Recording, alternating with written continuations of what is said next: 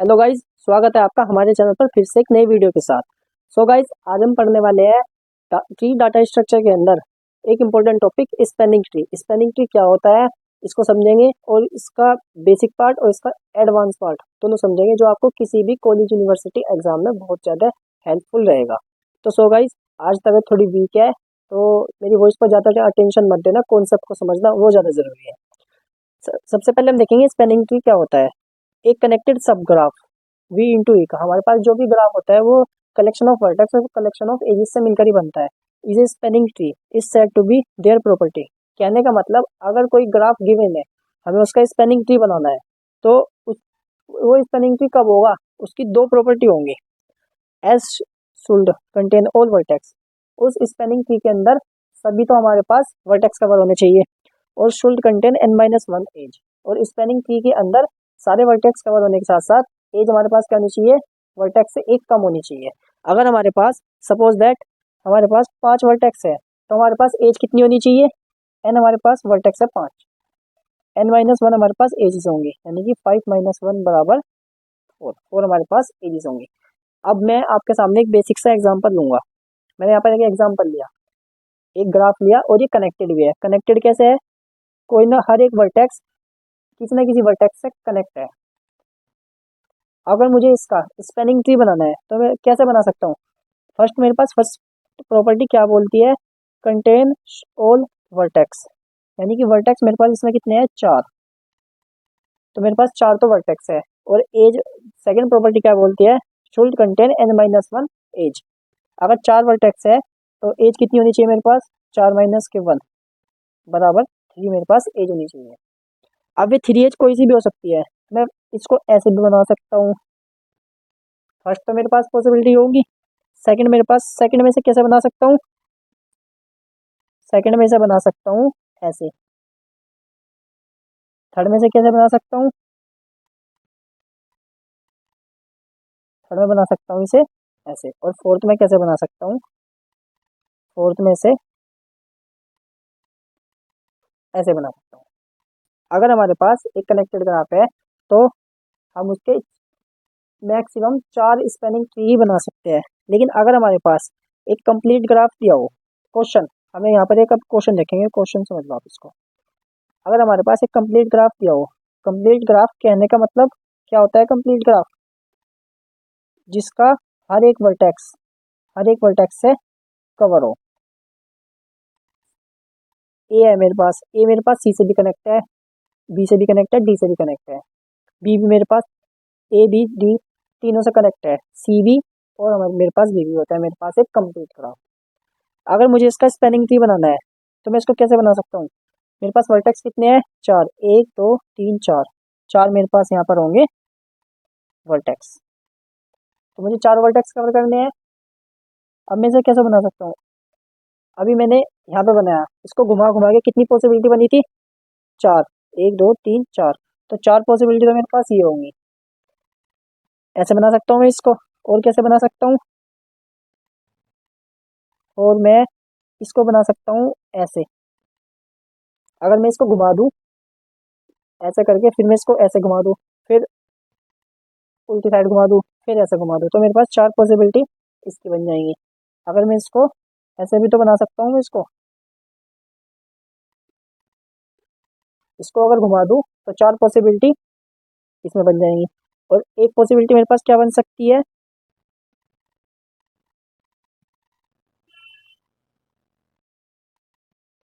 एक पॉसिबिलिटी बन सकती है मेरे पास ऐसे। अगर मैं इसको घुमा दूँ तो 4 पॉसिबिलिटी बन सकती है। ये था मेरे पास एक तरीके से K4 ग्राफ। K4 की तो हम ड्रॉ कर सकते हैं उसके स्पेलिंग की। लेकिन अगर हमारे पास सपोज दैट ये वाला ट्री ना देकर, अगर हमें कोई और ट्री दिया हो, हमें K5 ट्री दिया हो, तो K5 को क्या करोगे आप, K5 के इतने सारे स्पेलिंग ट्री थोड़े बना बना के दिखाओगे क्या। उसका एक सिंपल सा एक बेसिक सा फॉर्मूला है, क्या है, n n-2। सपोज दैट हमारे पास कितने वर्टेक्स है,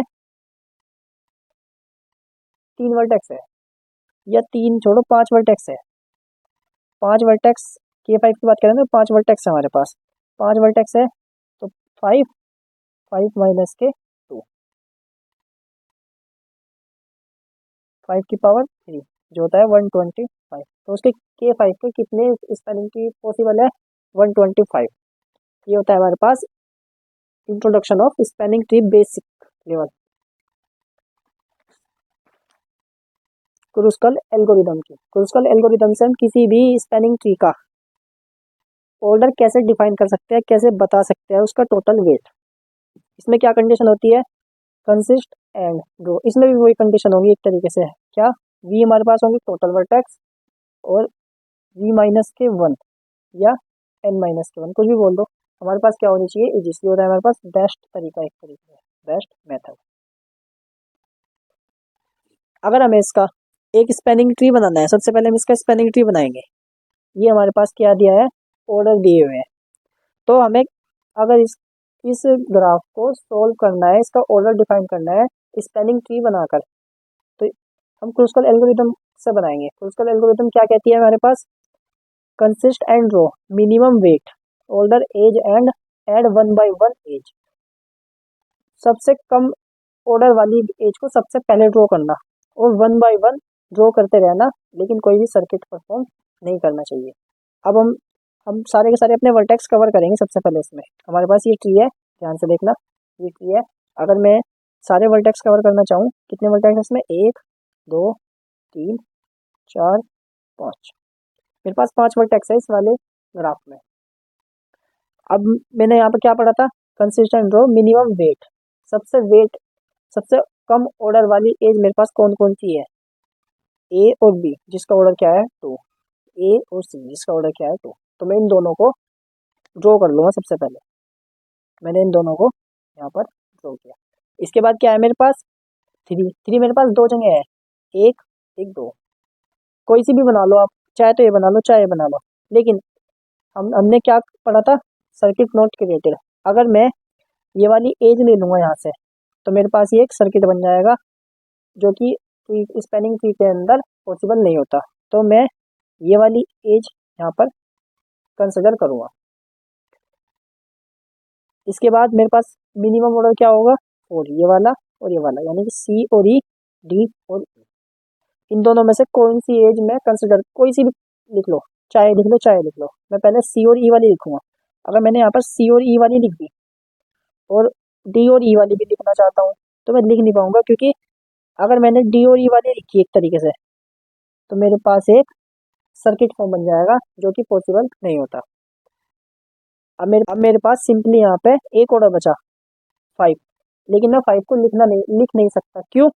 अगर मैंने यहाँ पर 5 को लिख दिया, तो मेरे पास ये एक लूप बन जाएगी, लूप, एक सर्किट बन जाएगा जो कि स्पेलिंग ट्री के अंदर नहीं होता।